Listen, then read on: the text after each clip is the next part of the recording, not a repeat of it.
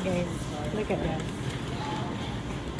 Pag nag-shopping ka dito sa lugar namin, walang guard na mag-check sa'yo.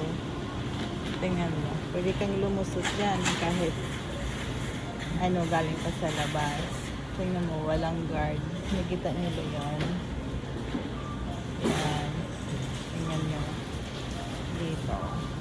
Yan o. Lulusot-lusot ka lang dyan. Yung tao niyan, galing yan sa loob. Lulusot lang siya dyan. Hindi kailangan sisitahin. Walang entrance. Diba? Pag sa Pinas, kaloka. Grabe.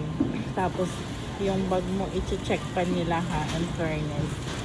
Pag meron ka pa yung, bagay na binili mo na nakasabit na nga sa bag mo, i-check pa nila, mamark pa nila. Kasi baka, but whatever.